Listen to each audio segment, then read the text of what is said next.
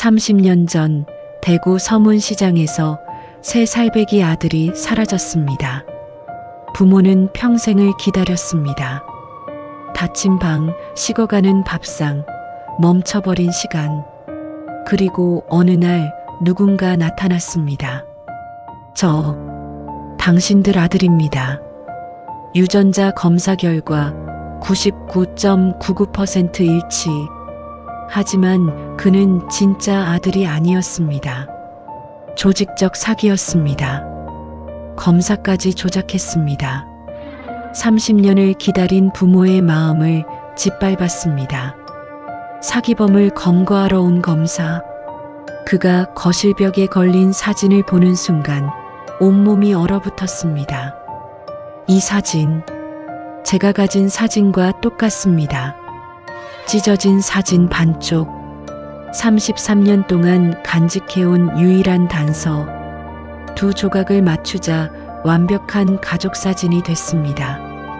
재검사 결과 그는 30년 전 실종된 바로 그 아이였습니다. 하지만 그는 이미 다른 삶을 살고 있었습니다. 검사로 강지훈이라는 이름으로. 저는 강지훈입니다. 김민우가 아닙니다. 두 세대가 잃어버린 시간, 그리고 천천히 되찾아가는 가족. 이 이야기는 무료로 들으실 수 있으니 구독과 좋아요 부탁드립니다. 지금 시작합니다. 서울 평창동 저택입니다. 높은 담장 너머로 2층짜리 한옥이 보여요. 기와 지붕이 고풍스럽고 정원은 잘 가꿔져 있습니다. 하지만 어딘가 쓸쓸한 분위기가 감돌아요. 현관을 들어서면 넓은 거실이 나옵니다. 벽에는 가족 사진이 한 장 걸려 있어요. 젊은 부부가 3살쯤 된 아이를 안고 웃고 있는 사진입니다. 1995년에 찍은 사진이에요. 2층으로 올라가는 계단 옆 한 방의 문이 굳게 닫혀 있습니다. 문 손잡이에는 먼지가 쌓여 있어요. 30년 동안 한 번도 열리지 않은 방입니다. 새벽 6시, 이영숙 여사가 일어났습니다. 65세인데도 등이 곧게 펴져 있어요. 하지만 눈가에는 깊은 주름이 패여 있습니다. 잠 못 이루는 밤들이 새겨진 흔적이죠. 영숙은 부엌으로 갔습니다. 냉장고를 열고 된장 항아리를 꺼냈어요. 30년 전부터 담가온 된장입니다. 매년 봄마다 새로 담그면서도 옛 된장은 버리지 못했어요. 민우야, 엄마가 오늘도 내가 좋아하던 된장찌개 끓일게. 작은 목소리로 중얼거렸습니다. 아무도 듣지 못하는 말이었어요. 하지만 영숙은 30년 동안 매일 아침 이렇게 말해왔습니다. 두부를 썰고 애호박을 넣고 된장을 풀었습니다. 냄비에서 김이 모락모락 피어올랐어요. 새 살배기 민우가 좋아하던 맛. 하지만 민우는 이제 33살이 됐을 거예요. 어떤 맛을 좋아하는지 알 수 없습니다. 7시, 김동석 회장이 내려왔습니다. 60세인데도 머리가 반백이에요. 평소보다 훨씬 늙어 보입니다. 양복을 입었지만 넥타이는 삐뚤어져 있어요. 아침 드세요. 영숙이 상을 차렸습니다. 된장찌개, 김치, 계란말이. 언제나 같은 반찬이에요. 30년 전 민우가 마지막으로 먹었던 아침 메뉴입니다. 동석은 말없이 숟가락을 들었습니다. 찌개 한 술을 떠서 입에 넣었지만 맛을 느낄 수 없었어요. 30년 동안 그랬습니다. 오늘 회사 가세요? 영숙이 조심스럽게 물었습니다. 응, 이사회가 있어. 짧은 대답이었어요. 두 사람 사이의 대화는 언제나 이렇게 짧았습니다. 더 이상 할 말이 없었거든요. 식사를 마치고 동석이 일어섰습니다. 2층으로 올라가려다가 그 방 앞에서 멈췄어요. 닫힌 문을 바라봤습니다. 민우야. 작게 중얼거렸습니다. 손을 뻗어 문손잡이에 댔지만 돌리지 못했어요. 30년 동안 그랬습니다. 문을 열 용기가 없었던 겁니다. 영숙이 계단 아래서 지켜보고 있었습니다. 남편의 뒷모습이 무너져 내릴 것 같았어요. 하지만 아무 말도 하지 못했습니다. 동석은 결국 손을 내렸습니다. 그리고 자신의 방으로 들어갔어요. 옷을 갈아입고 출근 준비를 했습니다. 현관을 나서기 전 동석은 거실 벽에 사진을 봤습니다. 새 살배기 민우가 환하게 웃고 있는 사진. 1995년 2월 14일에 찍은 마지막 가족 사진이에요. 미안하다, 민우야. 아빠가 너를 지키지 못해서. 매일 아침 하는 말이었습니다. 그리고 집을 나섰어요. 영숙은 혼자 남았습니다. 설거지를 하고 청소를 했어요. 하지만 2층 그 방은 청소하지 않았습니다. 30년 동안 한 번도 들어가지 못했거든요. 오전 10시, 영숙은 2층으로 올라갔습니다. 닫힌 방 앞에 섰어요. 문틈 사이로 안을 들여다봤습니다. 어둠뿐이었어요. 민우야, 엄마 여기 있어. 오늘도 내 방 지키고 있어. 매일 하는 말이었습니다. 대답은 없었어요. 30년 동안 그랬습니다. 영숙은 천천히 계단을 내려갔습니다. 거실 소파에 앉아 앨범을 펼쳤어요. 낡은 사진들이 빼곡하게 붙어 있습니다. 아기였던 민우, 돌잔치 사진, 2돌 때 케이크를 먹는 사진, 3살 때 유치원 입학 사진. 모든 사진 속에서 민우는 웃고 있었어요. 이제 33살이 됐을 텐데 어떻게 생겼을까? 눈물이 흘러내렸습니다. 영숙은 사진을 쓰다듬었어요. 차가운 종이의 감촉만 느껴졌습니다. 30년 전 그날이 떠올랐습니다. 1995년 2월 15일 대구 서문시장이었어요. 남편 동석의 고향이 대구였고 설 연휴를 맞아 시댁에 내려갔던 날이었습니다. 여보, 잠깐 국밥집 좀 들렀다 가요. 민우한테 국밥 먹이고. 동석이 말했고 영숙은 고개를 끄덕였어요. 서문시장 입구에 유명한 국밥집이었습니다. 민우는 국밥을 좋아했어요. 밥을 뚝뚝 떼어 국물에 말아주면 잘 먹었죠. 그날도 그랬습니다. 엄마, 맛있어. 민우가 웃으며 말했어요. 마지막으로 들은 목소리였습니다. 잠깐만, 화장실 좀 다녀올게. 영숙이 자리에서 일어났습니다. 동석에게 민우를 맡기고 화장실에 갔어요. 5분도 안 걸렸습니다. 하지만 돌아왔을 때 민우는 없었습니다. 동석이 황급히 밖으로 뛰어나가고 있었어요. 민우가 어디 갔어요? 지금 찾고 있어. 방금까지 여기 있었는데. 두 사람은 미친 듯이 시장을 뒤졌습니다. 상인들에게 물어봤어요. 경찰을 불렀습니다. CCTV를 확인했지만 당시에는 CCTV가 많지 않았어요. 민우는 사라졌습니다. 흔적도 없이.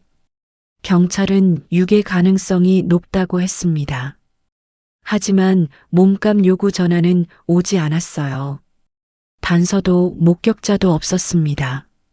한 달, 2달, 1년, 10년, 20년, 30년. 민우는 돌아오지 않았습니다. 영숙은 앨범을 덮었습니다. 눈물로 범벅이 된 얼굴을 손으로 가렸어요. 미안해, 민우야. 엄마가 널 지키지 못했어. 거실에는 정적만 흘렀습니다. 시계 초침 소리만 째깍거렸어요. 30년 동안 멈춰버린 시간 속에서 두 사람은 살고 있었습니다. 저녁 6시, 동석이 퇴근했습니다. 현관문을 열고 들어서며 습관적으로 말했어요. 다녀왔습니다. 대답은 없었습니다. 민우가 대답해 줄 리 없었으니까요. 하지만 동석은 30년 동안 매일 이렇게 말했습니다. 저녁 식사도 조용했습니다. 된장찌개가 또 나왔어요. 영숙은 매일 된장찌개를 끓였습니다. 민우가 돌아올 때를 대비해서요. 오늘도 수고했어요. 동석이 말했습니다. 당신도요. 영숙이 대답했어요. 더 이상의 대화는 없었습니다. 밤 10시, 두 사람은 각자의 방으로 들어갔습니다. 30년 전부터 따로 잤어요. 민우를 잃은 후 같은 방에서 잘 수 없었던 겁니다. 영숙은 침대에 누웠습니다. 천장을 바라봤어요. 잠이 오지 않았습니다. 30년 동안 그랬습니다. 민우야, 어디 있니? 엄마한테 돌아와. 제발. 작은 목소리로 중얼거렸습니다. 대답은 없었어요. 평창동 저택의 밤은 깊어갔습니다. 2층 닫힌 방의 문은 여전히 굳게 닫혀 있었어요. 30년 동안 아무도 들어가지 못한 방. 새 살배기 민우의 시간이 멈춰 있는 방. 그리고 그 집에는 두 사람만 살고 있었습니다. 아들을 잃은 부모. 30년 동안 기다리고 있는 사람들. 그로부터 일주일 후였습니다. 평창동 저택에 낯선 전화가 걸려왔어요. 여보세요? 영숙이 받았습니다. 혹시 김동석 회장님 댁 맞으십니까? 남자 목소리였어요. 조금 떨리는 것 같았습니다. 네, 그런데 누구시죠? 저는 민간 심부름센터 소장 정태수라고 합니다. 혹시 30년 전에 실종된 아드님 찾고 계십니까? 영숙의 손이 떨렸습니다. 핸드폰을 떨어뜨릴 뻔했어요. 네, 찾고 있습니다. 그런데 왜? 찾았습니다. 짧은 대답이었습니다. 하지만 영숙에게는 천둥 소리처럼 들렸어요. 뭐라고요? 아드님을 찾았습니다. 지금 저희 사무실에 계십니다. 영숙은 주저앉았습니다. 30년 동안 기다린 말이었어요. 믿을 수가 없었습니다. 정말인가요? 네, 확실합니다. 본인도 기억하고 계세요. 서문시장에서 잃어버리셨다고 하셨죠? 맞아요. 맞습니다. 영숙의 목소리가 커졌습니다. 눈물이 쏟아졌어요. 지금 당장 오실 수 있으십니까? 주소 알려드리겠습니다. 영숙은 떨리는 손으로 주소를 적었습니다. 서울역 근처 허름한 건물이었어요.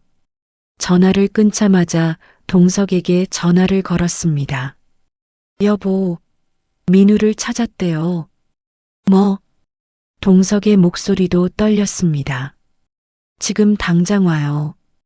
같이 가야 해요.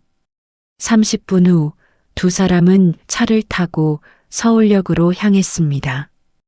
운전기사가 운전했지만 동석은 계속 빨리, 더 빨리라고 재촉했어요. 영숙은 차 안에서 계속 울었습니다. 30년 동안 참았던 눈물이 터진 거였어요. 정말일까요? 정말 우리 민우일까요? 그러게, 믿기지가 않아. 동석도 눈가가 붉어졌습니다. 두 손을 꽉 쥐고 있었어요. 서울역 근처 낡은 5층 건물에 도착했습니다. 3층에 정태수 심부름센터라는 간판이 보였어요. 두 사람은 계단을 뛰어 올라갔습니다. 문을 열고 들어서자 40대 중반쯤 된 남자가 맞았습니다. 어서 오십시오. 정태수입니다. 우리 아들, 우리 민우는요? 영숙이 다급하게 물었습니다. 안쪽에 계십니다. 잠깐만 기다리세요. 정태수가 안쪽 방으로 들어갔습니다. 1분이 영원처럼 느껴졌어요. 그리고 문이 열렸습니다. 한 남자가 나왔습니다. 30대 중반쯤 보이는 남자였어요. 키는 175cm 정도, 머리는 짧게 자르고 얼굴은 평범했습니다. 하지만 뭔가 이상했어요. 목에 문신이 있었고 귀에 피어싱이 여러 개 달려 있었습니다. 눈빛도 날카로웠어요. 영숙은 멈칫했습니다. 30년 동안 상상했던 아들의 모습과 달랐거든요. 하지만 그래도 달려가려 했어요. 민우야. 그런데 그 남자가 한 발짝 뒤로 물러섰습니다. 저 누구세요? 냉랭한 목소리였어요. 영숙은 얼어붙었습니다. 민우야, 엄마야. 알아보겠니? 엄마요? 남자가 비웃듯 웃었습니다. 30년 동안 어디 계셨는데 이제 와서 엄마라고 하세요? 동석이 앞으로 나섰습니다. 민우야, 아빠다.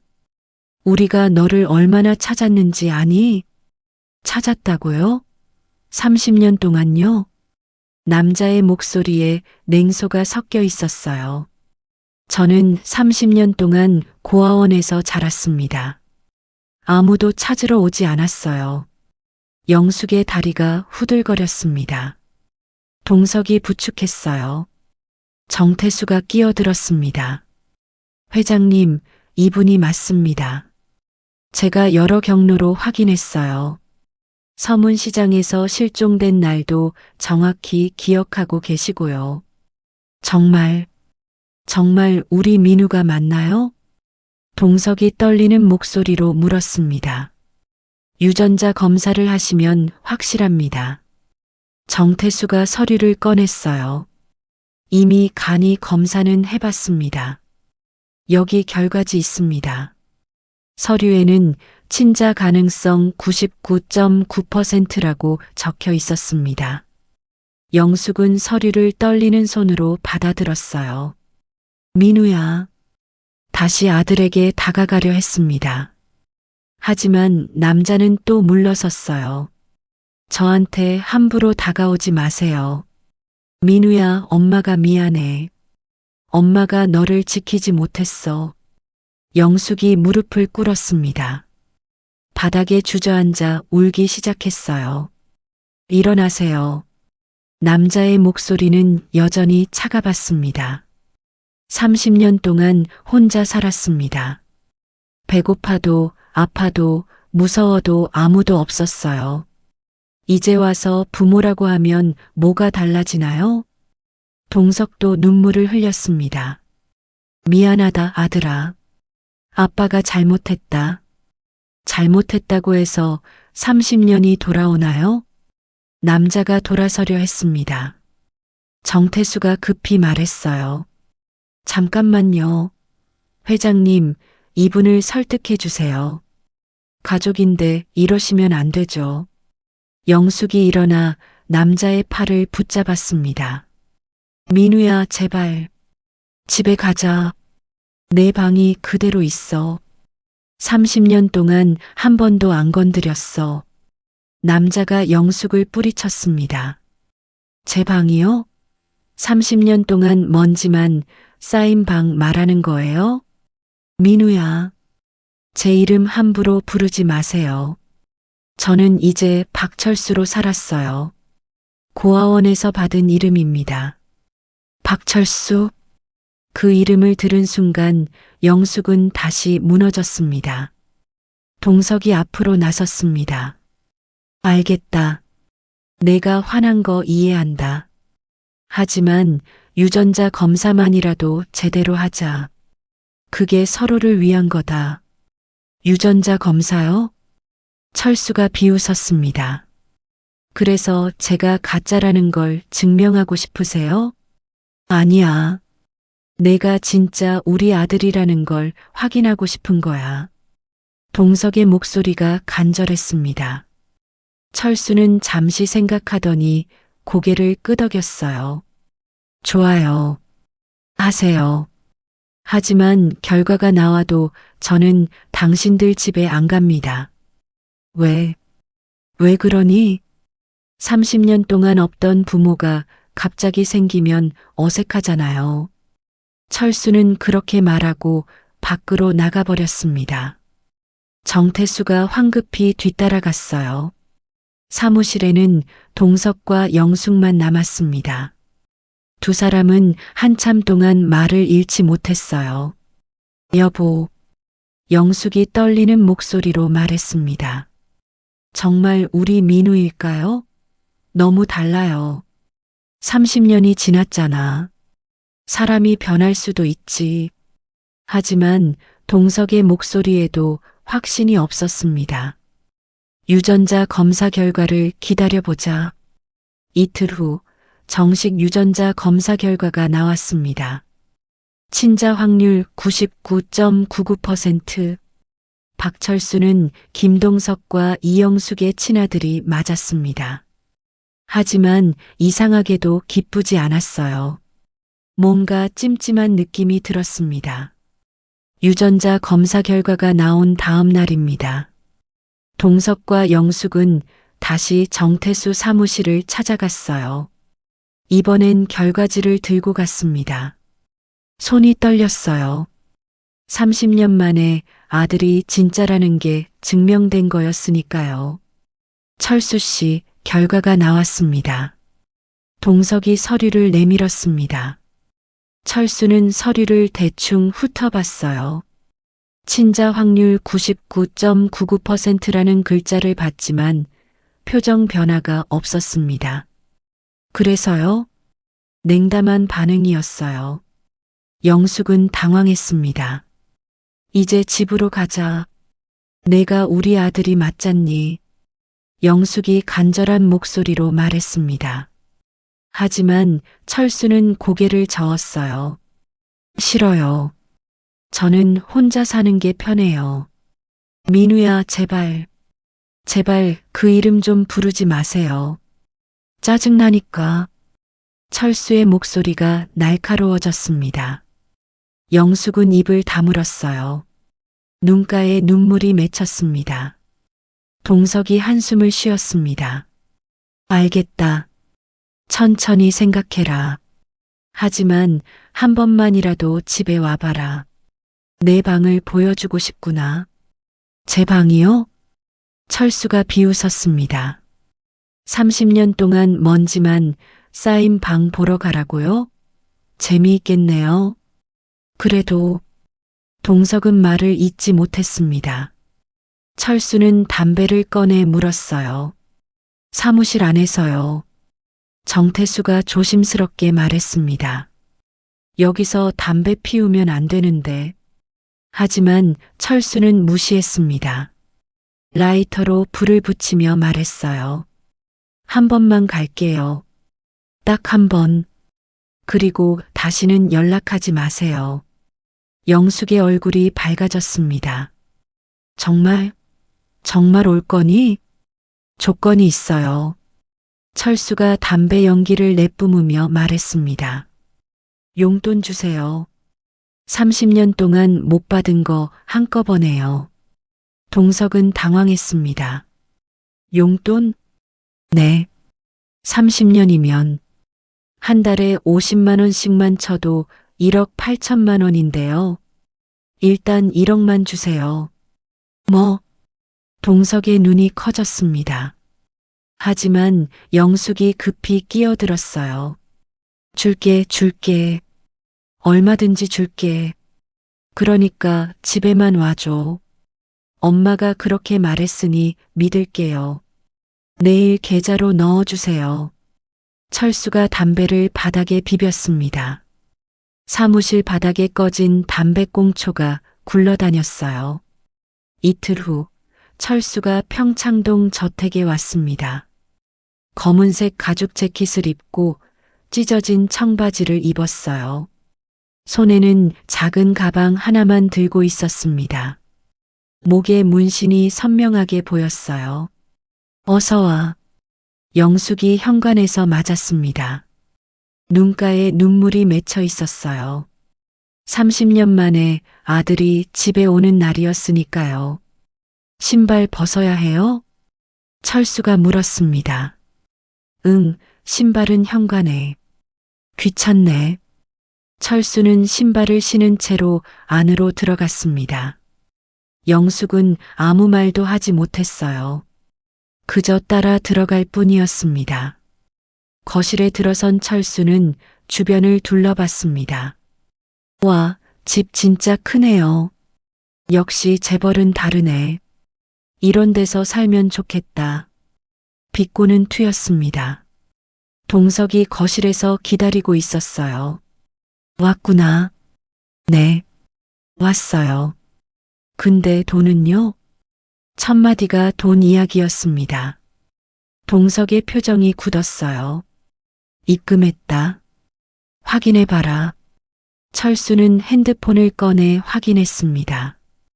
1억 원이 들어와 있었어요. 오케이. 그럼 방 구경할까요? 철수는 소파에 털썩 앉았습니다. 다리를 꼬고 팔을 소파 등받이에 걸쳤어요. 영락없이 집주인 같은 태도였습니다. 내 방을 보여줄게. 동석이 일어섰습니다. 철수도 따라 일어났어요. 2층으로 올라갔습니다. 계단 옆 30년 동안 닫혀있던 방 앞에 섰습니다. 동석은 떨리는 손으로 문손잡이를 잡았어요. 천천히 돌렸습니다. 30년 만에 여는 문이었어요. 문이 열렸습니다. 안에는 세 살배기 아이의 방이 그대로 있었습니다. 작은 침대, 장난감 상자, 책꽂이, 아기 옷장. 모든 게 30년 전 그대로였어요. 먼지만 두껍게 쌓여 있었습니다. 이게 제 방이에요? 철수가 들어갔습니다. 장난감 상자를 발로 툭 찼어요. 먼지가 풀썩 일어났습니다. 기침이 나올 정도였죠. 너무 낡았는데요. 이걸 어떻게 써요? 침대도 애기 침대잖아요. 새로 꾸며줄게. 내가 원하는 대로 다 바꿔줄게. 동석이 말했습니다. 하지만 철수는 코웃음을 쳤어요. 필요 없어요. 저는 여기서 안 살 거니까. 딱 하루만 있다가 갈 거예요. 민우야. 박철수요. 제 이름은 박철수라고요. 몇 번을 말해야 알아들으세요? 철수가 방을 나왔습니다. 동석은 멍하니 서 있었어요. 영숙이 계단 아래서 올려다보고 있었습니다. 저녁이 됐습니다. 영숙이 정성껏 상을 차렸어요. 된장찌개, 불고기, 김치찌개, 생선구이, 나물 반찬. 민우가 어렸을 때 좋아하던 음식들이었습니다. 3시간 동안 준비한 저녁이었어요. 많이 먹어. 엄마가 내가 좋아하던 거 다 준비했어. 영숙이 철수 앞에 밥을 놓았습니다. 손이 떨렸어요. 30년 만에 아들과 함께하는 저녁이었으니까요. 철수는 숟가락을 들었다가 내려놓았어요. 이거 30년 전 음식이에요? 응. 제가 3살 때 먹던 음식 그대로 차려주신 거예요? 지금 장난해요? 그게 네가 좋아했잖니. 영숙의 목소리가 떨렸습니다. 저는 이제 33살이에요. 입맛이 바뀌었어요. 3살 애 취급하지 마세요. 철수가 일어섰습니다. 치킨 시켜주세요. 치킨이랑 맥주. 배달앱 있잖아요. 치킨? 동석이 당황했습니다. 네. 빨리요. 배고파요. 영숙의 눈에서 눈물이 흘렀습니다. 하지만 참았어요. 핸드폰을 꺼내 치킨을 주문했습니다. 30분 후 치킨이 배달됐습니다. 철수는 치킨을 뜯으며 맥주를 벌컥벌컥 마셨어요. 저녁 7시인데 벌써 술을 마시는 겁니다. 술은 좀. 동석이 말하려 했지만 철수가 끊었어요. 저 성인이에요. 33살. 술 마셔도 돼요. 간섭하지 마세요. 영숙과 동석은 차려놓은 음식을 바라봤습니다. 아무도 손을 대지 않았어요. 3시간 동안 준비한 음식이 그대로 식어갔습니다. 밤 11시, 철수는 거실에서 TV를 크게 틀어놓고 있었습니다. 액션 영화였어요. 총소리와 폭발음이 집안을 가득 채웠습니다. 2층까지 울려 퍼졌죠. 소리 좀 줄여줄래? 동석이 내려와 말했습니다. 왜요? 제 집 아니에요? 여기 제 방도 있는데. 그래도 너무 시끄러워. 이웃도 있고. 30년 동안 조용했잖아요. 이제 좀 시끄럽게 살아도 되죠. 철수는 리모컨으로 소리를 더 키웠습니다. 동석은 한숨을 쉬고 2층으로 올라갔어요. 영숙이 방에서 나왔습니다. 여보, 내일 다시 이야기해보자. 오늘은 그냥 자자. 두 사람은 각자 방으로 들어갔습니다. 하지만 잠을 잘 수 없었어요. TV 소리가 새벽 3시까지 계속됐거든요. 다음 날 아침, 거실은 엉망이었습니다. 치킨 뼈가 바닥에 널려 있고 맥주캔이 굴러다녔어요. 소파에는 담배재가 떨어져 있었습니다. 고급 원목 테이블 위에 컵 자국이 새겨져 있었어요. 철수는 소파에서 자고 있었습니다. 옷도 안 벗고 그냥 누워 있었어요. 코를 골며 자고 있었죠. 영숙이 내려와 그 모습을 봤습니다. 눈물이 났어요. 30년 동안 기다렸던 아들이 이런 모습일 줄은. 하지만 참았습니다. 조용히 청소를 시작했어요. 빗자루로 쓸고 걸레로 닦고 쓰레기를 주웠습니다. 철수가 눈을 떴습니다. 아, 시끄러워. 청소 좀 조용히 해요. 미안해. 엄마가 조심할게. 엄마 소리 좀 그만해요. 어색하니까. 그냥 아줌마라고 부를게요. 철수가 일어나 화장실로 갔습니다. 샤워를 하고 나왔는데 욕실 바닥이 물바다였어요. 수건도 바닥에 아무렇게나 던져져 있었습니다. 일주일이 지났습니다. 딱 하루만 일하던 철수는 여전히 평창동 저택에 있었어요. 약속은 지켜지지 않았습니다. 그리고 집은 점점 망가지고 있었습니다. 2주가 지났습니다. 철수는 이제 완전히 눌러앉았어요. 평창동 저택을 자기 집처럼 쓰기 시작했습니다. 친구들을 데려와 집에서 파티를 열었어요. 낯선 남자들이 거실에서 술을 마시고 큰 소리로 떠들었습니다. 담배 냄새가 집안을 가득 채웠죠. 이 사람들 누구야? 동석이 물었습니다. 제 친구들이요. 왜요? 집에 함부로 사람을 데려오면 안 되지. 제 집인데요? 친구도 못 데려와요? 철수가 비웃었습니다.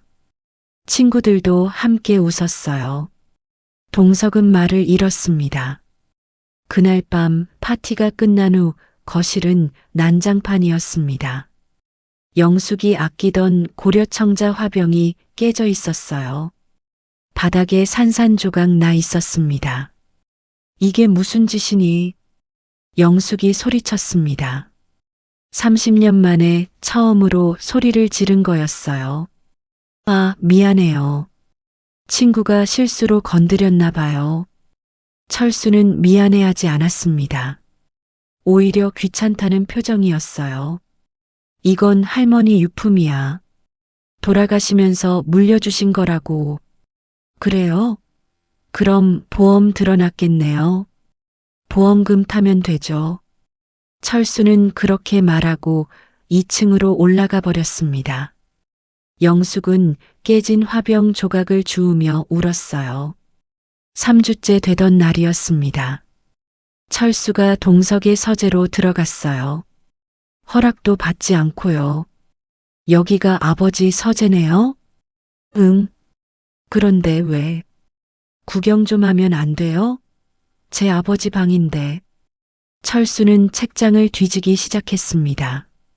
서류를 꺼내보고 서랍을 열었어요. 동석이 급히 말렸습니다. 여기는 중요한 서류가 있으니까 함부로 만지지 마라. 중요한 서류요? 뭔데요?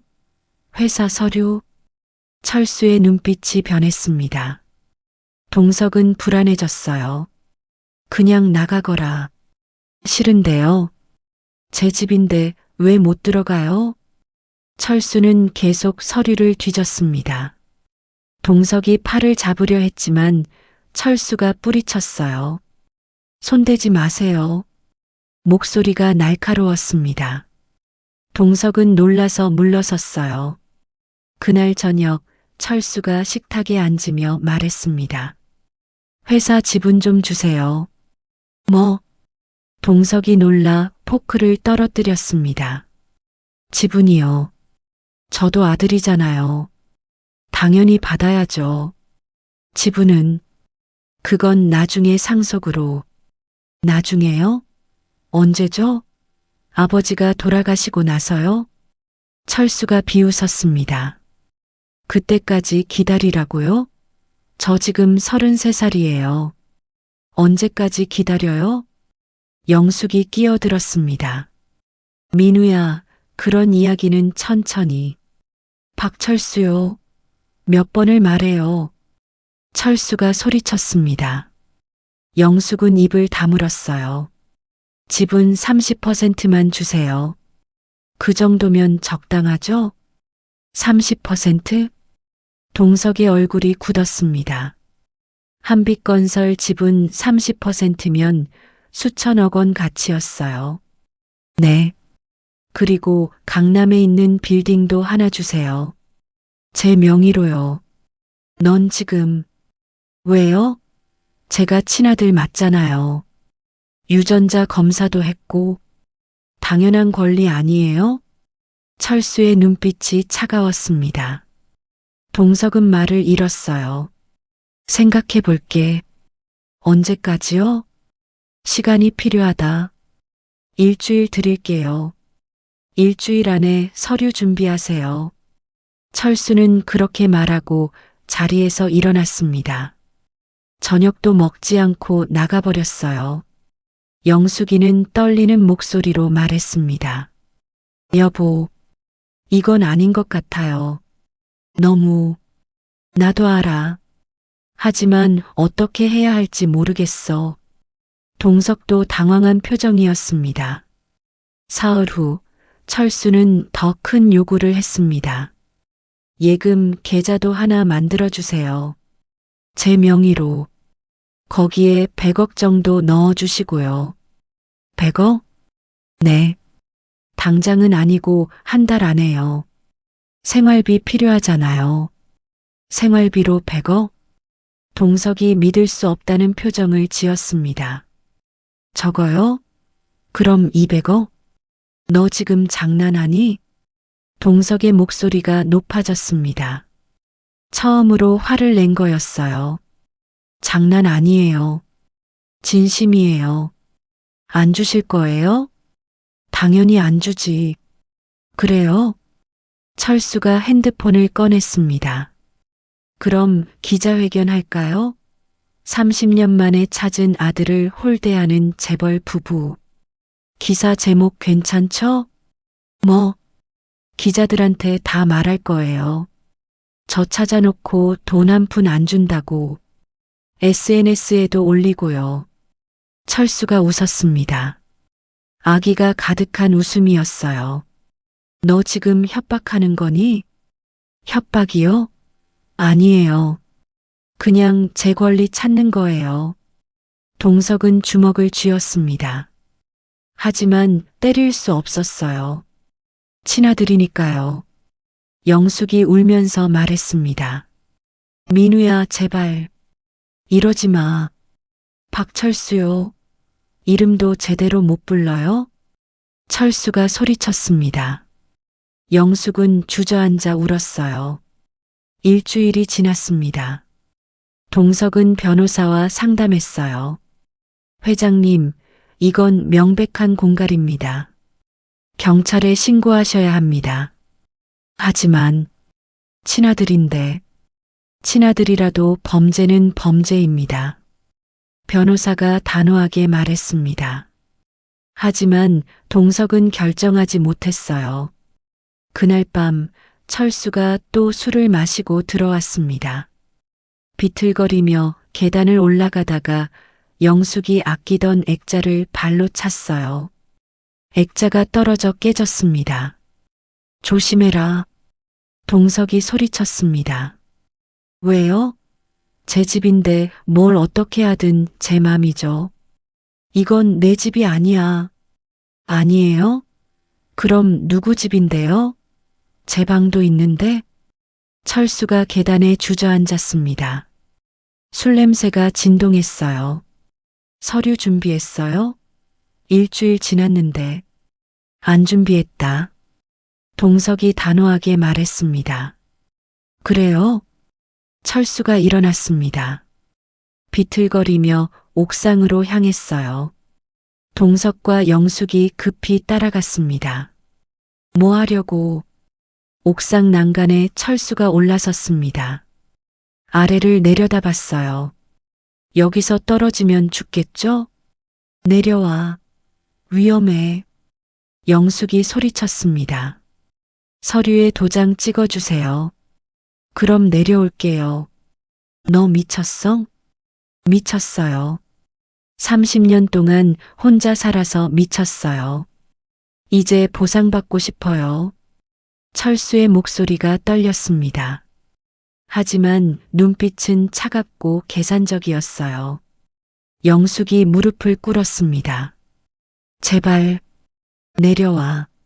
엄마가 잘못했어. 다 줄게. 다 줄 테니까 제발 내려와.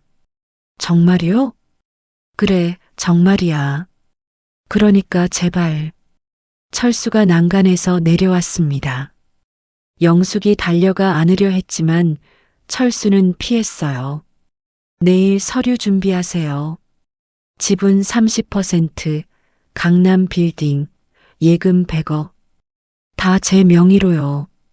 철수는 그렇게 말하고 자기 방으로 들어가 버렸습니다. 옥상에는 동석과 영숙만 남았습니다. 영숙은 바닥에 주저앉아 울었어요. 여보, 우리가 30년 동안 기다렸던 게 이거예요? 동석도 눈물을 흘렸습니다. 대답할 수 없었어요. 다음 날 아침이었습니다. 동석은 서재에 앉아 서류를 보고 있었어요. 변호사가 준비해온 지분 이전 서류였습니다. 손이 떨렸어요.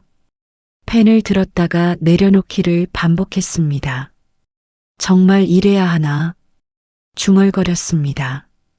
하지만 다른 방법이 없었어요. 철수가 또 옥상에 올라갈까봐 두려웠거든요. 어젯밤 난간에 선 철수의 모습이 계속 떠올랐습니다.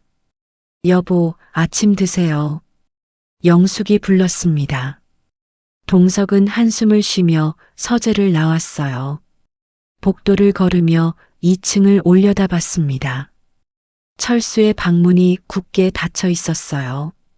식탁에는 철수도 앉아 있었습니다. 기분 좋은 표정이었어요. 핸드폰으로 뭔가를 보며 웃고 있었습니다. 서류 준비됐어요? 철수가 물었습니다. 식사 인사도 없이요. 응. 동석이 힘없이 대답했습니다. 좋아요. 그럼 오늘 도장 찍어주세요. 법무사도 부르고요. 빨리빨리 처리합시다. 철수가 숟가락을 들며 말했습니다. 마치 사업 거래를 하는 것처럼요. 바로 그때였습니다. 초인종이 울렸어요. 딩동. 길게 눌렀습니다. 누구지? 이른 아침에. 영숙이 인터폰을 확인했습니다. 화면에는 정장을 입은 남자들이 서너 명 서 있었어요. 표정이 굳어 있었습니다. 서울중앙지검 수사관입니다. 문 열어주십시오. 차갑고 단호한 목소리였습니다. 검찰? 동석이 놀라 일어섰습니다. 수저를 떨어뜨렸어요. 철수의 얼굴색이 변했습니다. 순간적으로 창백해졌어요. 왜 검찰이? 영숙이 떨리는 손으로 문을 열었습니다. 검사 한 명과 수사관 3명이 들어왔어요. 검사는 30대 초반쯤 보이는 남자였습니다. 키가 크고 눈빛이 날카로웠어요. 냉철한 인상이었습니다.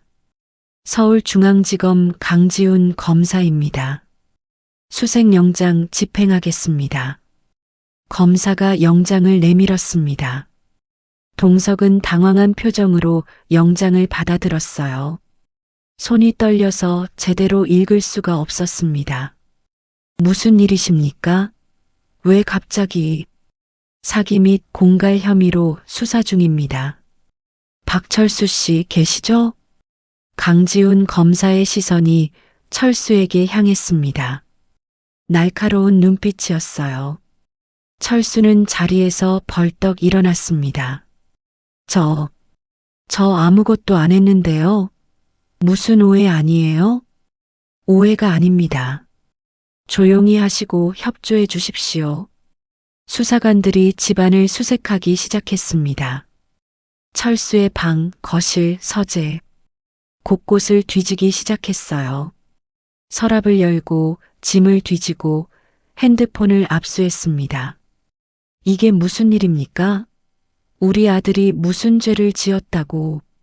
영숙이 떨리는 목소리로 물었습니다. 검사 옆으로 다가서며 애원하듯 말했어요. 아드님이요?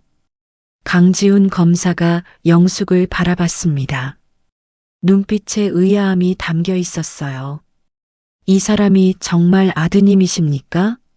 네, 그럼요. 유전자 검사도 했습니다. 친자 확률 99.99%로 나왔어요. 영숙이 급하게 말했습니다. 그 유전자 검사 결과지 보여주시겠습니까? 동석이 서재로 가서 서류를 가져왔습니다. 파일 안에 잘 보관해 두었던 검사 결과지였어요. 강지훈 검사가 자세히 들여다봤습니다. 천천히 읽으며 고개를 저었어요. 이 검사는 어디서 받으셨습니까? 정태수라는 분이 추천해 준 곳에서 받았습니다. 서울 유전자 검사센터라는 곳인데요. 정태수요? 강지훈 검사의 눈빛이 더욱 날카로워졌습니다. 그 사람 지금 구속됐습니다. 조직적 사기 혐의로요. 뭐라고요? 동석의 얼굴이 하얗게 질렸습니다. 다리가 후들거려서 의자를 붙잡았어요. 정태수는 독사파라는 범죄 조직의 중간 보스입니다. 노인 대상 실종 사칭 사기를 주도해 왔어요. 지난 3년 동안 12건의 사기를 저질렀고 총 피해액이 80억 원입니다. 강지훈 검사가 차분하게 설명했습니다. 실종된 자녀를 찾았다며 접근해서 조직원을 친자로 둔갑시킵니다. 유전자 검사도 조작하고요. 유전자 검사를 조작한다고요? 영숙이 믿을 수 없다는 표정을 지었습니다. 네. 검사기관 내부 직원을 매수해서 샘플을 바꿔치기 합니다. 진짜 부모의 샘플 대신 다른 샘플을 넣는 거죠. 그래서 친자처럼 나오는 겁니다. 영숙이 주저앉았습니다. 무릎이 꺾이며 바닥에 털썩 앉았어요. 그럼 민우가 아니라는 말씀이세요? 재검사가 필요합니다. 국립과학수사연구원에서 직접 하겠습니다. 거기는 조작이 불가능합니다. 수사관이 철수에게 다가갔습니다. 철수는 뒤로 물러섰어요. 박철수 씨, 동행하시죠. 잠깐만요. 저 정말 친아들 맞아요. 이거 오해예요. 철수가 소리쳤습니다. 목소리가 떨렸어요. 그럼 검사 다시 받으시면 되죠. 거부할 이유가 있습니까? 강지훈 검사가 차갑게 말했습니다. 철수는 말을 잃었어요. 입술이 파르르 떨렸습니다. 수갑 채우지 마세요. 제가 알아서 갈게요. 제발. 철수가 발버둥 쳤지만 소용없었습니다. 수사관이 철수의 팔을 잡았어요. 찰칵. 수갑이 채워졌습니다. 박철수 사기 및 공갈 혐의로 긴급 체포합니다. 묵비권을 행사할 수 있으며 수사관이 미란다 원칙을 고지했습니다. 철수는 끌려나갔어요. 나요. 나 달라고요. 저 진짜 아들이에요. 정말이라니까요. 소리가 점점 멀어졌습니다. 현관문이 닫혔어요. 거실에는 동석과 영숙만 남았습니다. 정적이 흘렀어요. 강지훈 검사가 조용히 말했습니다. 회장님, 부인, 죄송하지만 진술 좀 받아야겠습니다. 피해자 조서를 작성해야 하거든요. 네. 동석이 힘없이 대답했습니다. 1시간 후 서울중앙지검이었습니다. 철수는 조사실에 앉아 있었어요. 얼굴이 창백했습니다. 손에 찬 수갑이 차갑게 느껴졌어요. 박철수, 1992년 5월 3일생. 전과 10범이죠? 사기 5건, 폭행 3건, 절도 2건. 강지훈 검사가 서류를 읽었습니다. 그건 옛날 일이에요. 3개월 전에도 사기로 기소됐는데 옛날 일이에요? 집행유예 기간 중인 걸로 아는데요. 철수는 입을 다물었습니다. 독사파 조직원이죠? 행동대장 박철수. 정태수 밑에서 일했고. 맞습니까? 아니에요. 증거 다 있습니다. 정태수가 다 자백했어요. 당신 이름까지 전부 됐습니다. 강지훈 검사가 두꺼운 파일을 펼쳤습니다. 안에는 통화 기록, 계좌 이체 내역, CCTV 영상, 녹취록이 가득했어요. 정태수와 당신은 3년 전부터 실종 사칭 사기를 해왔습니다. 지금까지 피해자가 12명, 총 피해액 80억 원. 김동석 회장 부부가 13번째 타깃이었죠. 철수의 얼굴에서 핏기가 완전히 빠졌습니다. 당신이 김동석 회장 부부를 노린 건 3개월 전부터입니다. 30년 전 실종 사건 기록을 경찰청 내부 협조자를 통해 입수하고 치밀하게 계획을 짰습니다. 증거가 어디 있는데요? 여기 다 있습니다. 강지훈 검사가 서류 뭉치를 탁 쌓아 놓았습니다. 수십 장이 넘었어요. 유전자 검사도 조작했죠. 검사기관 직원 이모 씨를 매수해서 샘플을 바꿨습니다. 이미 이 씨도 체포됐어요. 전부 자백했습니다. 철수는 고개를 떨구었습니다. 지분 30%, 강남 빌딩, 예금 100억. 다 요구했죠? 그리고 어제는 옥상에서 투신 협박까지 했고요. 저는 더 이상 발 뺄 수 없습니다. 자백하는 게 형량 줄이는데 도움이 될 겁니다. 강지훈 검사의 목소리가 차가웠습니다. 1시간 후 철수는 모든 걸 자백했습니다. 강지훈 검사는 조사를 마치고 서류를 정리했습니다. 박철수는 유치장으로 끌려갔어요. 모든 게 끝난 것 같았습니다. 사기범을 검거했으니까요. 검사님, 수고하셨습니다. 수사관이 말했습니다. 피해자분들께 연락드려야겠네요. 조사 결과를 알려드려야죠. 강지훈이 한숨을 쉬었습니다. 30년 동안 아들을 기다렸던 부부. 그들이 받을 충격이 걱정됐어요. 가짜라는 사실을 어떻게 받아들일까요? 제가 직접 가겠습니다. 평창동 저택으로요. 전화로 말씀드리기엔 너무 충격이 클 것 같아서요. 알겠습니다. 1시간 후 강지훈은 다시 평창동 저택에 도착했습니다. 초인종을 눌렀어요. 이번엔 혼자였습니다. 수사관들은 모두 지검으로 돌아갔어요. 영숙이 문을 열었습니다. 눈이 퉁퉁 부어 있었어요. 계속 울었던 거였습니다. 얼굴이 창백했고 입술도 바짝 말라 있었어요. 검사님, 들어가도 되겠습니까? 네, 어서 오세요. 거실로 들어가자 동석도 있었습니다. 소파에 앉아 멍하니 벽을 바라보고 있었어요. 손에는 물컵이 들려 있었지만 마시지 않고 있었습니다. 회장님, 강지훈이 불렀습니다. 동석이 천천히 고개를 돌렸어요. 눈빛에 생기가 없었습니다. 조사 결과를 말씀드리러 왔습니다. 강지훈이 서류 가방에서 파일을 꺼냈습니다. 두꺼운 파일이었어요. 박철수는 모든 혐의를 자백했습니다. 독사파 조직원이 맞고 유전자 검사도 조작한 게 확실합니다. 검사기관 직원 이모 씨도 체포돼서 자백했고요. 영숙이 다시 눈물을 흘렸습니다.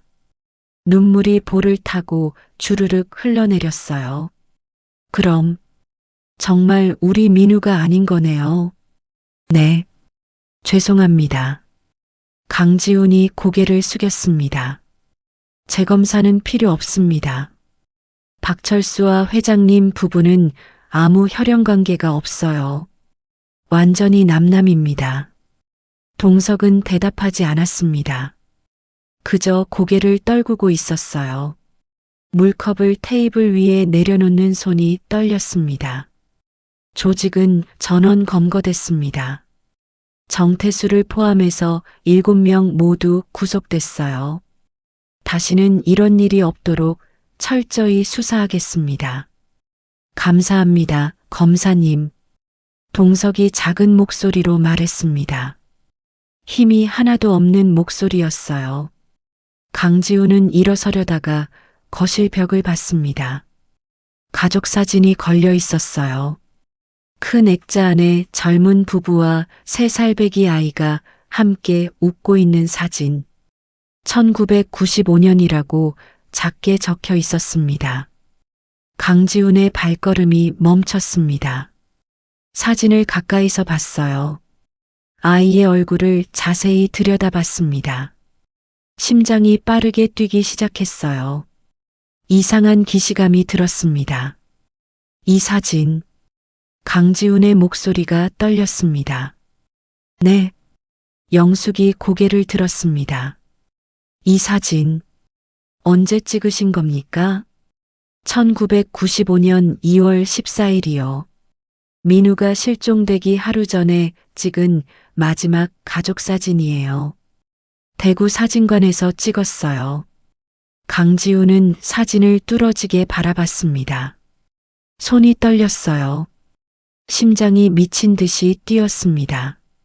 재킷 안주머니에 손을 넣었습니다. 낡은 지갑을 꺼냈어요.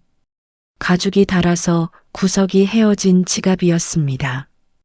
지갑 안쪽 비닐칸에 오래된 사진 한 장이 있었어요. 반으로 찢어진 사진이었습니다. 강지우는 그 사진을 조심스럽게 꺼냈습니다. 30년 넘게 간직해온 사진이었어요. 벽에 걸린 사진 옆에 대봤습니다. 찢어진 부분이 완벽하게 이어졌습니다. 벽의 사진은 왼쪽 절반만 있었어요. 아버지와 아이가 나온 부분. 강지훈이 가진 사진은 오른쪽 절반이었습니다. 어머니와 아이가 나온 부분. 두 조각을 맞추자 완전한 가족 사진이 됐습니다. 찢어진 선이 정확히 일치했어요.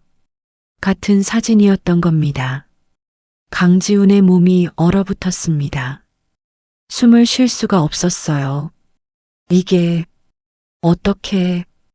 영숙이 벌떡 일어났습니다. 강지훈이 든 사진을 봤어요. 숨이 멎는 것 같았습니다. 그 사진 어디서 구하셨어요? 그게 왜 검사님한테... 이건 제가 어릴 적부터 가지고 있던 사진입니다. 강지훈의 목소리가 떨렸습니다. 저를 키운 어머니가 주셨어요. 제 친부모 사진이라고. 이것만 남았다고. 동석이 벌떡 일어났습니다. 강지훈에게 다가왔어요. 사진을 보더니 얼굴이 하얗게 질렸습니다. 그게 무슨 말이야? 어떻게 내가... 저도 잘 모르겠습니다. 하지만 이 사진, 어머니가 돌아가시기 전에 주셨어요. 진짜 부모님 사진이라고. 강지훈이 사진을 벽에 정확히 맞춰봤습니다. 찢어진 선이 완벽하게 일치했어요. 마치 원래 한 장이었던 것처럼. 의심할 여지가 없었습니다. 어떻게 이럴 수가... 어떻게... 영숙이 손으로 입을 가렸습니다. 눈물이 다시 쏟아졌어요.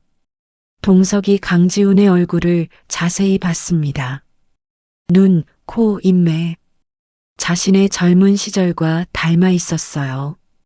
회장님 혹시 유전자 검사를 해볼 수 있을까요? 강지훈이 조심스럽게 물었습니다. 목소리가 떨렸어요. 지금 당장 합시다. 동석이 소리쳤습니다. 손이 심하게 떨리고 있었어요. 국립과학수사연구원으로 가시죠. 제가 직접 동행하겠습니다. 조작이 불가능한 곳이니까요. 세 사람은 급히 차를 탔습니다. 국립과학수사연구원까지 가는 30분이 영원처럼 느껴졌어요. 다음 날 아침이었습니다. 국립과학수사연구원에서 정밀 유전자 검사가 진행됐어요. 동석과 영숙 그리고 강지훈의 혈액 샘플을 채취했습니다. 연구원들이 조심스럽게 샘플을 다뤘어요. 결과는 이틀 후에 나옵니다. 정밀 검사라 시간이 좀 걸립니다. 연구원이 말했습니다.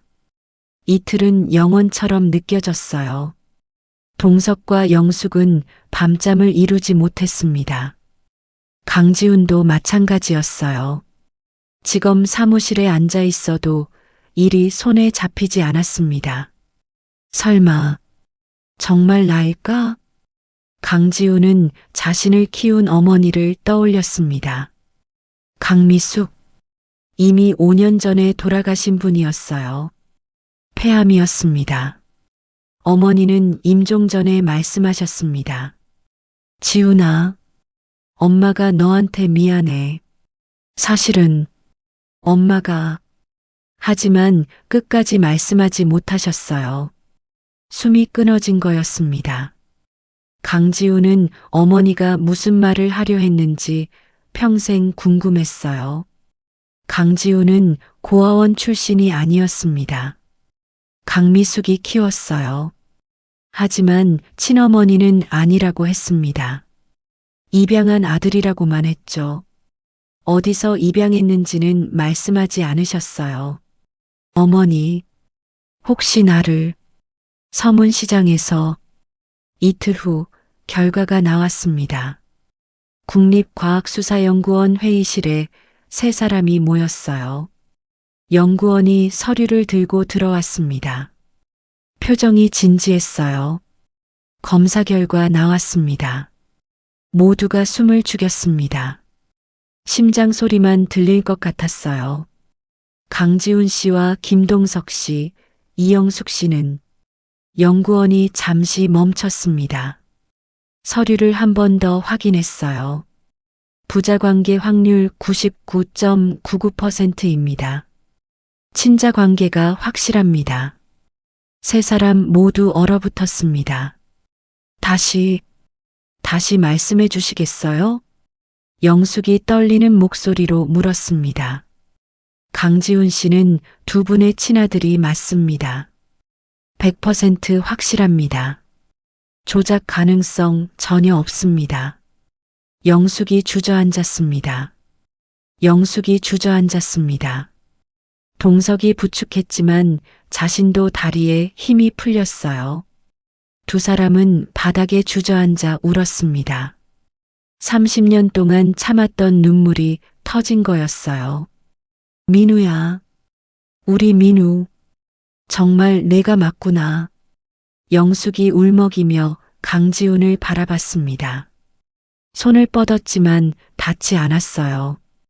강지훈이 너무 멀리 서 있었거든요. 강지훈은 의자를 붙잡고 서 있었습니다. 머릿속이 하얗게 비었어요. 심장이 미친 듯이 뛰었습니다. 33년 동안 자신이 누구인지 몰랐어요. 강지훈으로 살았습니다. 검사로, 법을 지키는 사람으로. 하지만 진짜 이름은 김민우였던 거예요. 어떻게 이럴 수가. 강지훈이 중얼거렸습니다. 벽에 기댔어요. 온몸에 힘이 빠졌습니다. 동석이 일어나 다가왔습니다. 떨리는 손으로 강지훈의 어깨를 잡았어요. 처음 만지는 아들의 어깨였습니다. 따뜻했어요. 아들아, 정말 내가 맞구나. 30년을 찾았어. 30년을. 동석의 눈에서 눈물이 쏟아졌습니다. 평생 울지 않던 사람이 어린아이처럼 울고 있었어요.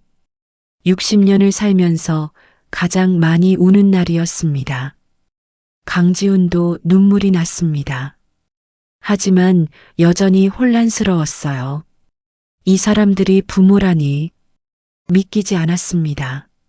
저는 강지훈인데, 검사인데, 33년을 그렇게 살았는데, 내가 우리 아들이야. 김민우, 1992년 2월 15일에 태어난 우리 아들. 대구 서문시장에서 잃어버린 우리 아들. 영숙이 일어나 강지훈을 안으려 했습니다. 하지만 강지훈은 한 발짝 물러섰어요. 본능적으로 피한 거였습니다. 죄송합니다. 저는 아직 정리가 안 됐어요. 받아들일 수가 없습니다. 영숙의 손이 허공에 멈췄습니다. 눈물이 더 많이 흘렀어요. 민우야, 저를 강지훈이라고 불러주세요. 33년 동안 그 이름으로 살았으니까요. 그게 제 이름입니다. 김민우는 낯설어요. 강지훈이 일어섰습니다. 비틀거렸어요. 연구원이 부축하려 했지만 손사래를 쳤습니다. 시간이 필요합니다. 생각할 시간이요. 죄송합니다. 그리고 회의실을 나갔어요. 걸음이 휘청거렸습니다. 복도 벽에 기대 숨을 고르고 나서야 계단을 내려갔어요. 회의실에는 동석과 영숙만 남았습니다. 여보, 우리 민우를 찾았어요. 진짜로 30년 만에. 영숙이 동석을 안고 울었습니다. 동석도 함께 울었어요. 기쁨과 슬픔이 뒤섞인 눈물이었습니다. 아들을 찾았지만 아들은 이미 다른 사람이 돼 있었어요. 일주일이 지났습니다. 강지우는 평창동 저택에 가지 않았어요. 전화도 받지 않았습니다. 지검 사무실과 자신의 집을 오가며 생각에 잠겼습니다. 일도 손에 잡히지 않았어요. 나는 누구지? 강지훈인가? 김민우인가? 밤마다 악몽을 꿨습니다. 서문시장에서 울고 있는 3살배기 아이. 그게 자신이었어요. 누군가 손을 잡아 끌었습니다. 어디론가 데려갔어요. 깨어나면 온몸이 땀으로 젖어 있었습니다. 강지우는 결심했습니다. 진실을 알아야 했어요. 자신을 키운 어머니 강미숙에 대해. 강지우는 어머니의 집으로 갔습니다. 5년 전 어머니가 돌아가신 후 그대로 둔 집이었어요. 서울 구로구의 작은 빌라 반지하였습니다. 월세 30만 원짜리 집이었죠. 먼지가 쌓인 방을 들어서며 강지우는 어린 시절을 떠올렸습니다. 가난했지만 따뜻했던 기억. 어머니는 식당에서 설거지 일을 하시며 자신을 키웠어요. 새벽 5시에 나가서 밤 11시에 들어오셨습니다. 그렇게 번 돈으로 자신을 대학까지 보내주셨어요. 지훈아, 공부 열심히 해라. 내가 훌륭한 사람이 돼야 해. 꼭 검사가 되라. 어머니는 늘 그렇게 말씀하셨습니다. 왜 꼭 검사가 되라고 하셨을까요? 이제야 알 것 같았어요. 속죄하고 싶으셨던 거였습니다. 강지우는 어머니의 방으로 갔습니다. 좁은 방이었어요. 작은 옷장 하나, 낡은 이불 하나. 그게 전부였습니다. 옷장을 열었어요. 낡은 옷들이 걸려 있었습니다. 옷장 깊숙한 곳, 제일 아래 서랍에 상자 하나가 있었어요. 상자를 꺼냈습니다. 무거웠어요. 열어보니 일기장들이 가득했습니다. 어머니가 쓰신 일기였어요. 10권도 넘었습니다. 가장 오래된 일기장을 펼쳤습니다. 1995년 1월 12일. 강지훈의 손이 떨렸어요. 오늘 내 아들 지훈이가 죽었다. 3살이었다. 횡단보도를 건너다가 차에 치였다. 내가 손을 놓쳤다. 내 잘못이다. 나 때문에 우리 지훈이가. 차라리 내가 죽었어야 했다. 강지훈은 숨이 막혔습니다. 어머니는 친아들을 잃었던 거예요. 다음 장을 넘겼습니다. 1995년 1월 20일. 장례를 치렀다. 작은 관에 지훈이를 넣었다. 너무 작았다. 아직 3살인데. 미안해, 지훈아. 엄마가 미안해. 1995년 2월 1일. 살 수가 없다. 매일 울기만 한다. 남편은 나를 원망한다. 이혼하자고 한다. 나도 나를 용서할 수 없다. 1995년 2월 15일. 오늘 대구 서문시장에 갔다. 남편 고향이다. 이혼 서류에 도장을 찍으러 갔다. 국밥집 앞에서 아이가 울고 있었다. 3살쯤 되어 보였다. 우리 지훈이랑 똑같은 나이다. 주변에 부모가 없었다. 아이가 너무 불쌍해서 손을 잡았다. 그리고 데려왔다. 내가 미쳤다. 완전히 미쳤다. 강지우는 눈물이 흘렀습니다. 다음 장을 넘겼어요. 1995년 2월 16일. 내가 무슨 짓을 한 거지? 남의 아이를 데려왔다. 납치했다. 범죄자가 됐다. 하지만 돌려줄 수 없다. 이 아이를 보니 지훈이가 생각난다. 이 아이라도 내 아들로 키우고 싶다. 미안하다. 정말 미안하다. 1995년 2월 20일. 서문시장에서 데려온 아이. 이름을 물었지만 말을 하지 않는다. 겁에 질려 있다. 밤마다 운다. 엄마를 찾는다. 경찰에 신고해야 하는데 할 수 없다. 이미 서울로 왔다. 구로구 반지하를 얻었다. 여기서 이 아이를 키우겠다. 강지우는 일기장을 떨어뜨렸습니다. 바닥에 주저앉아 울었어요. 어머니는 자신을 납치한 게 아니었습니다. 친아들을 잃은 슬픔에 정신이 나가서 충동적으로 데려온 거였어요. 그리고 평생 죄책감 속에 살았던 겁니다. 다음 일기를 펼쳤습니다. 1995년 3월. 아이가 조금씩 말을 한다. 엄마라고 부른다. 가슴이 찢어진다. 진짜 엄마는 어디선가 이 아이를 찾고 있을 텐데. 하지만 나는 돌려줄 수 없다. 이미 너무 늦었다. 나는 범죄자다. 1996년 일기. 아이 이름을 강지훈으로 지었다. 내가 잃은 아들의 이름이다. 미안하다. 하지만 이 아이를 내 아들로 키우겠다. 잘 키우겠다. 훌륭한 사람으로 만들겠다. 그게 내가 할 수 있는 속죄다. 2000년 일기. 지훈이가 학교에서 상을 받았다.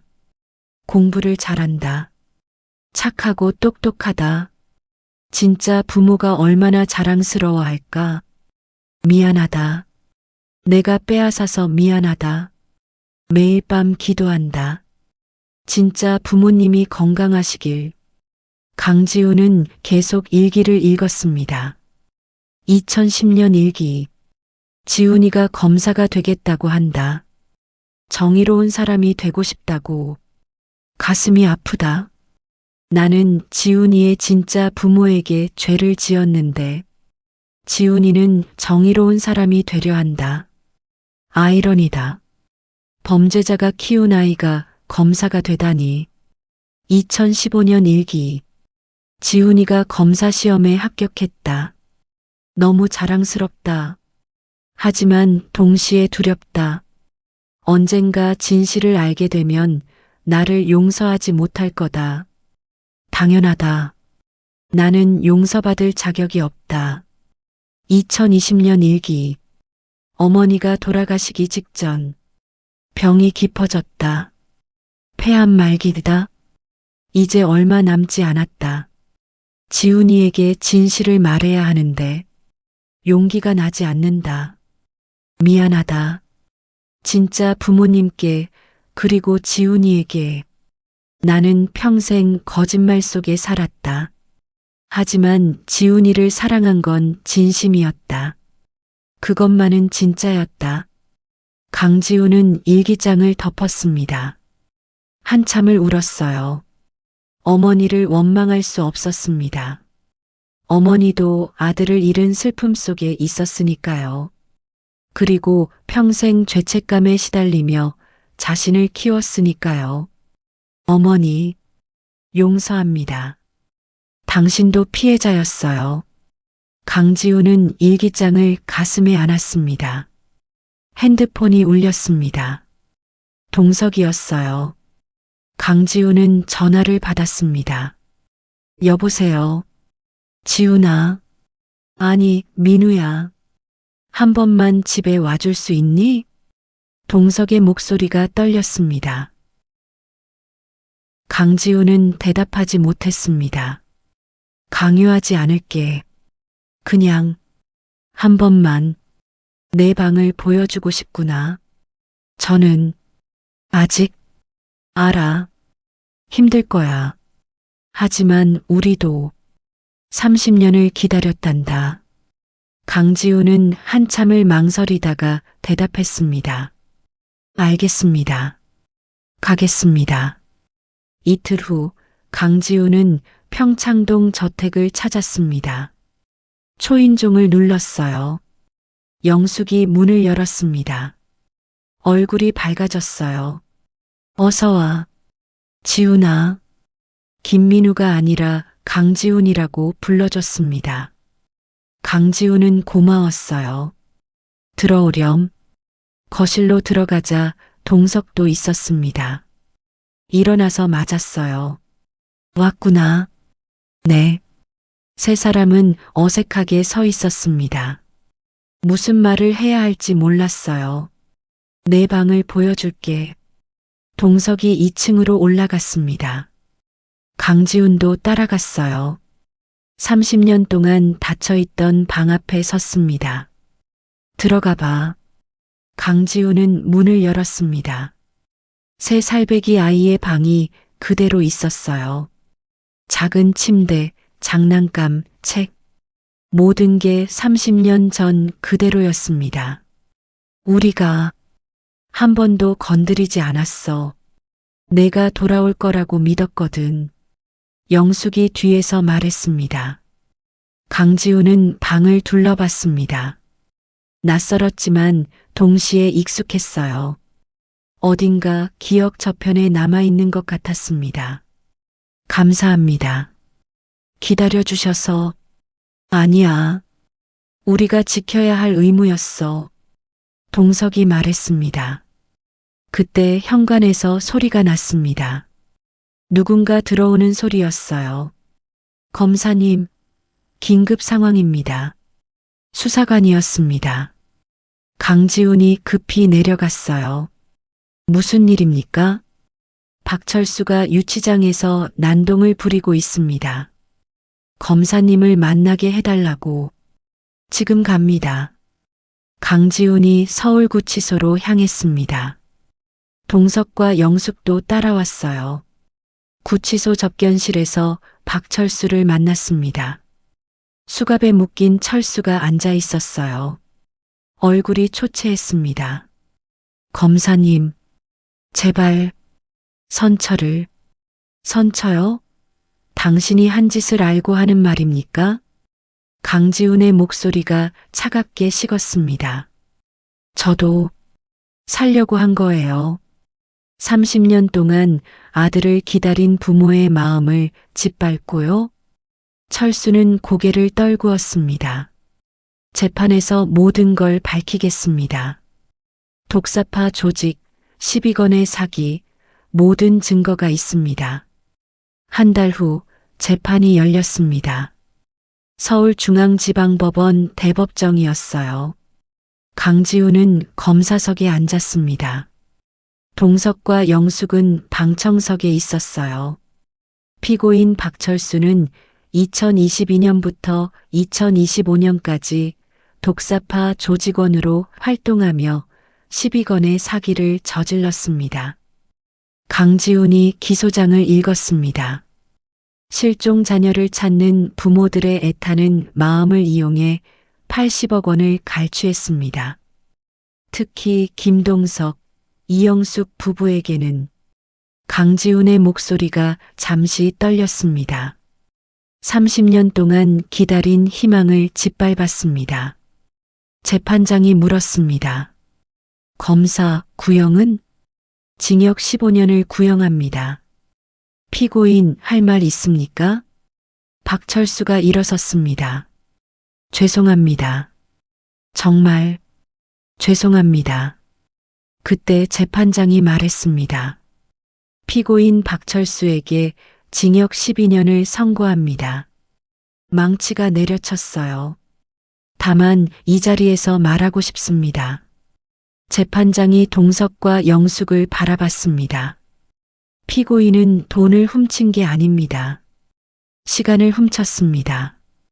30년이라는 시간을, 부모가 자식과 함께할 수 있었던 시간을 빼앗았습니다. 그 죄는 돈으로 환산할 수 없습니다. 방청석이 숙연해졌습니다. 재판이 끝났습니다. 강지훈은 법정을 나왔어요. 동석과 영숙이 기다리고 있었습니다. 수고했어, 지훈아. 동석이 말했습니다. 아닙니다. 제가 해야 할 일이었습니다. 우리 집에 가자. 저녁 먹고 가. 영숙이 조심스럽게 말했습니다. 강지훈은 잠시 망설이다가 고개를 끄덕였습니다. 네, 가겠습니다. 평창동 저택 식탁에 세 사람이 앉았습니다. 영숙이 준비한 저녁이었어요. 된장찌개, 김치, 계란말이. 30년 전 민우가 좋아하던 메뉴였습니다. 많이 먹어. 영숙이 밥을 떠주었습니다. 강지우는 숟가락을 들었어요. 된장찌개 한 술을 떠서 입에 넣었습니다. 익숙한 맛이었어요. 어디선가 먹어본 것 같았습니다. 기억 저편에 남아있는 맛. 맛있네요. 정말? 영숙의 얼굴이 밝아졌습니다. 네, 정말 맛있습니다. 세 사람은 조용히 밥을 먹었습니다. 말은 없었지만 따뜻했어요. 식사를 마친 후 강지훈이 말했습니다. 저는 당장 여기로 올 수는 없습니다. 동석과 영숙의 표정이 어두워졌습니다. 하지만 강지훈이 말을 이었습니다. 일요일 저녁에는 올 수 있을 것 같습니다. 영숙의 눈에서 눈물이 흘렀습니다. 정말? 네. 천천히. 가족이 되어 보겠습니다. 동석이 강지훈의 손을 잡았습니다. 고맙다, 아들아. 저도 노력하겠습니다. 아버지, 어머니. 처음으로 부른 호칭이었습니다. 그날 밤 강지훈은 평창동 저택을 나섰습니다. 뒤돌아보니 동석과 영숙이 현관에 서서 손을 흔들고 있었어요. 강지훈도 손을 흔들었습니다. 30년 동안 잃어버린 시간은 돌아오지 않습니다. 하지만 앞으로의 시간은 함께할 수 있었어요. 강지훈은 걸으며 생각했습니다. 자신을 키운 어머니 강미숙, 그리고 자신을 기다린 부모 김동석과 이영숙, 모두가 자신을 사랑했어요. 감사합니다. 모두 하늘을 올려다봤습니다. 별이 빛나고 있었어요. 다음 일요일 강지훈은 평창동 저택을 찾았습니다. 된장찌개 냄새가 났어요. 왔구나. 영숙이 반갑게 맞았습니다. 네, 어머니. 세 사람은 식탁에 앉았습니다. 된장찌개를 나눠 먹으며 조금씩 이야기를 나눴어요. 잃어버린 30년을 되찾을 수는 없었습니다. 하지만 앞으로의 시간을 함께 만들어갈 수 있었어요. 그것으로 충분했습니다. 여러분, 오늘 이야기는 여기까지입니다. 30년 동안 기다린 부모, 33년 동안 다른 삶을 살아온 아들, 사기범은 법의 심판을 받았습니다. 당신은 돈이 아니라 시간을 훔쳤다.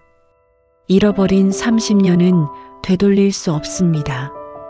하지만 앞으로의 시간은 함께할 수 있었습니다. 일요일 저녁 된장찌개가 있는 식탁. 세 사람은 천천히 가족이 되어 갔습니다. 진짜 복수는 파괴가 아니라 정의였고, 진짜 가족은 소유가 아니라 기다림이었습니다. 여러분 곁에도 기다리고 있는 누군가가 있을지 모릅니다. 그 시간을 소중히 하시길 바랍니다. 이 이야기가 재밌으셨으면 구독과 좋아요 부탁드립니다. 감사합니다.